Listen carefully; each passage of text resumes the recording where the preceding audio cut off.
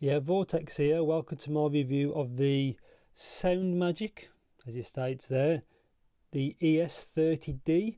I have tried the E10 from years ago, and apart from a little bit of quality control, they were fine. But yeah, this is their new release with a Type C. So that means, I presume, it has some sort of amp DAC unit in there. I'm not quite sure yet, but this is what it looks like. Obviously, I'll do the unboxing in a second. This is a very new release from themselves. So I'm looking forward to how they perform, because this is more on the budget end from them. And let's get into it. Let's get into the unboxing. So like I said in the intro, Type C, attached wire, obviously some inline controls.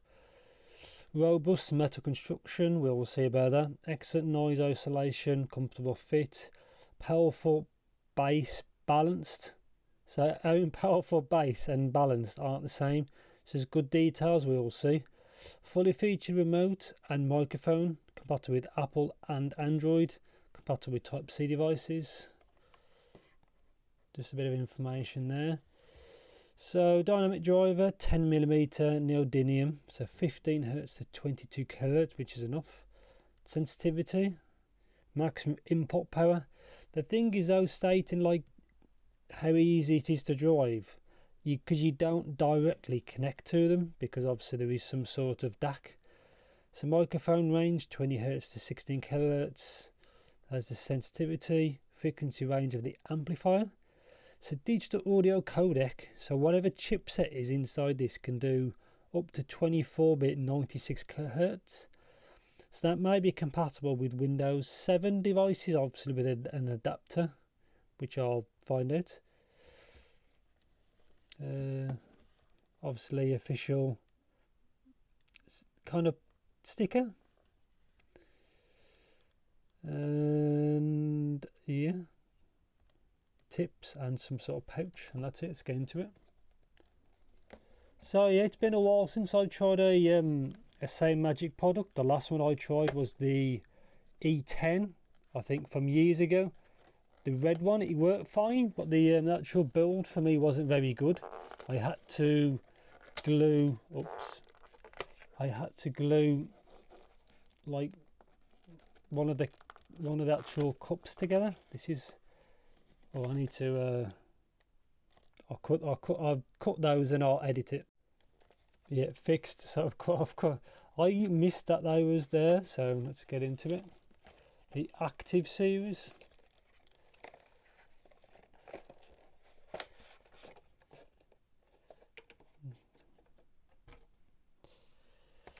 So we get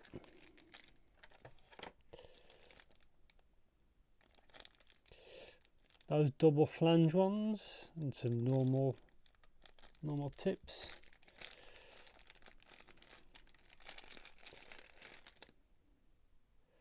Really soft pouch, which won't really protect it at all, but it will probably stop them from getting scratched. It says Soundmagic.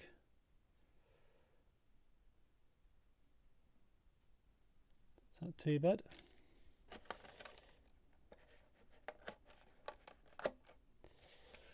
Earbuds themselves, so yeah, they are metal. These actually are very small.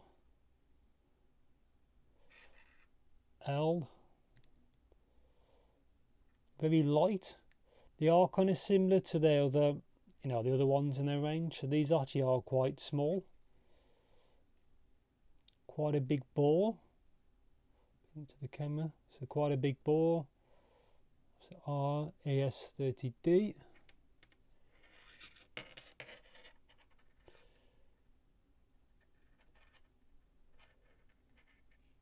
So up and down, or volume up and down, and a button in the middle, if you can just see the image. There's also a little dot so you can feel it. It's Type C. I will try this on my phone, which should work fine, which is a Poco F2 Pro. I will try this on Windows 10 to see what it actually finds, so it might be compatible with Windows. and I will try this with my laptop, which is Windows 7, because it might support up to 24-bit 96, which I think Windows does natively without drivers. I'll before that, I'll untangle it.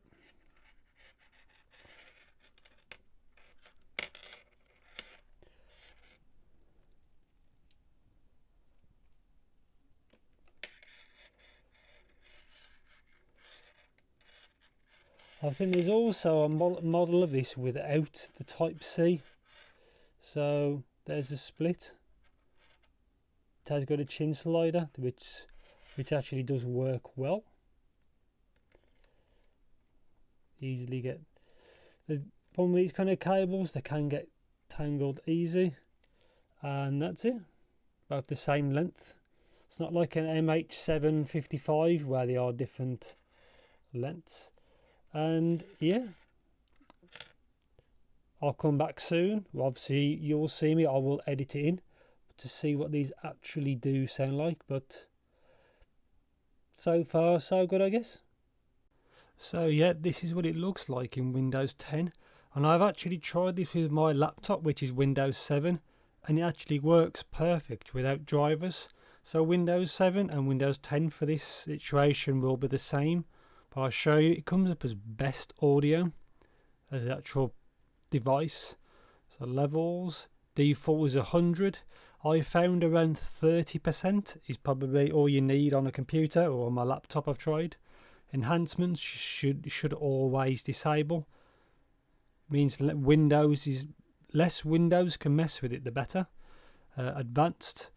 So as it said on the box, it does 2-channel, 24-bit up to 96 kHz, and the same for 16-bit 96 kHz, which to be honest is more than enough really.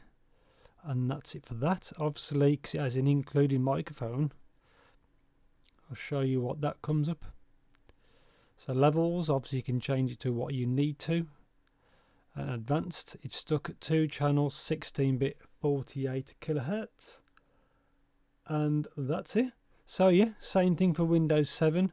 Obviously ignore these because these are from my computer. And that's me speaking. Obviously I'm recording this with my interface. But yeah, it does pick it up perfectly fine. Playback. Best audio. So that's good to see. It works on Windows 10 fine, Windows 7 fine, and it works perfect on my Poco F2 Pro. So yeah, on to my thoughts and impressions. I'll get to possibly the negatives of it first. All this is an attached cable, and these cables, as you can see, are not very big. So I'm not sure on the longevity, of these, what they're actually going to be like.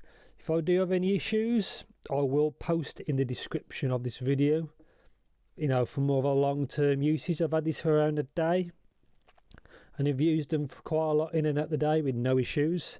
I've tried these.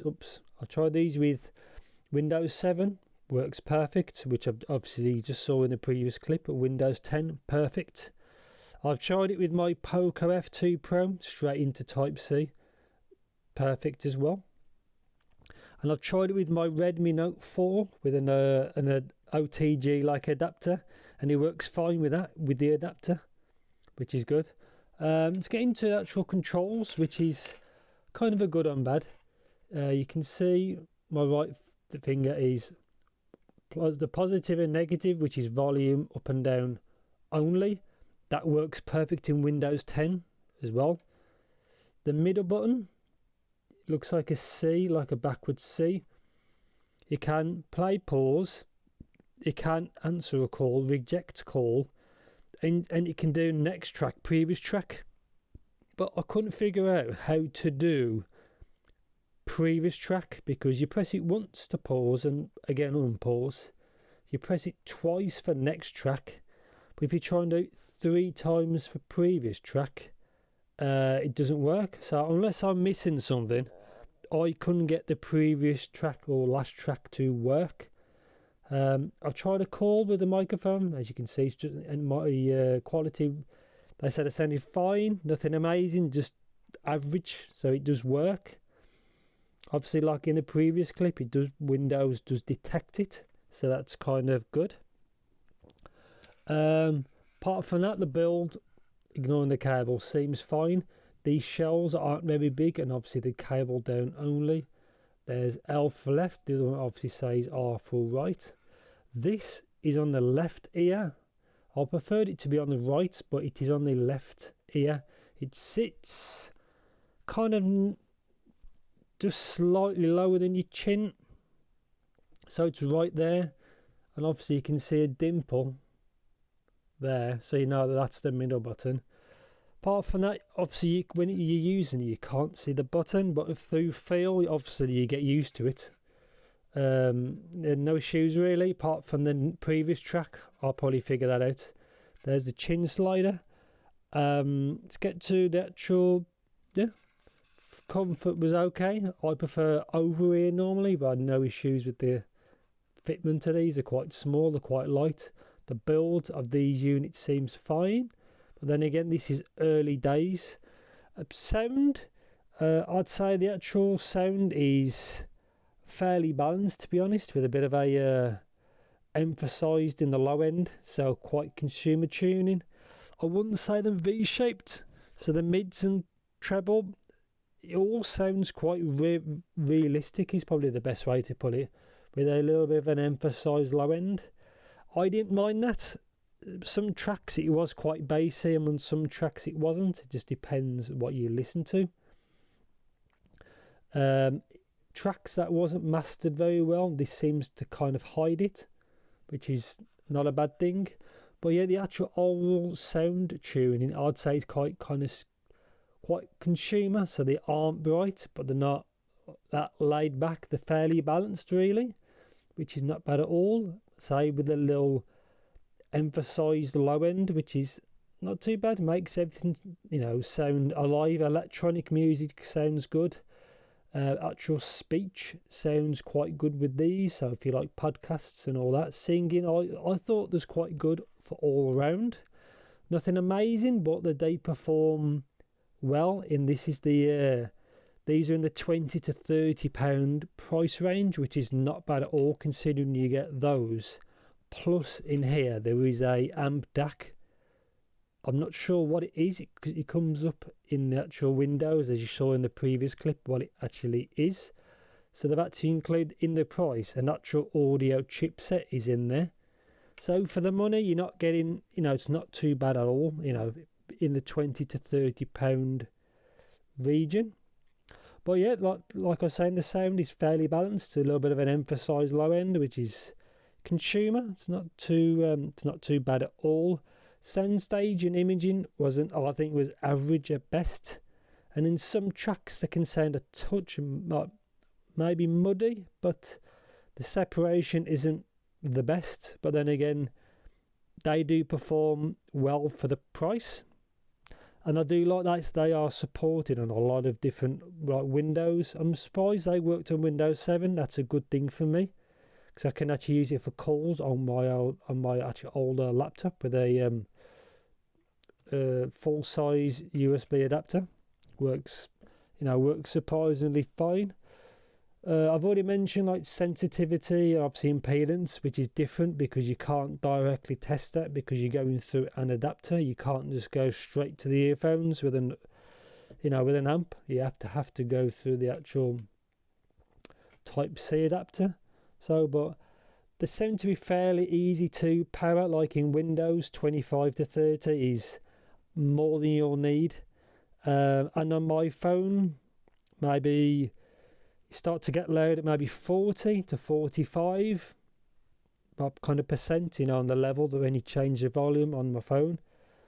Anything beyond that, it's loud, and obviously you have to take care of your hearing. If you still want to hear good when you're older. And yeah, that's what they look like. So my conclusion then, these are not too bad. The cable can get a bit like spaghetti, but that's not surprised. The cable is thin, so I don't know what these are like in the long term, but for me at the moment, they seem to be seemed to be fine.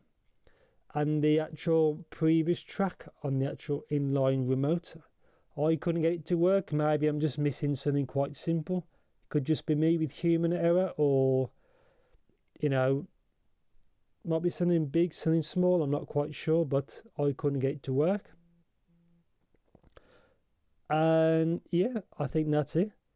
If you do like what I do, if you give me a like, a subscribe, and thank you very much for watching. Take care.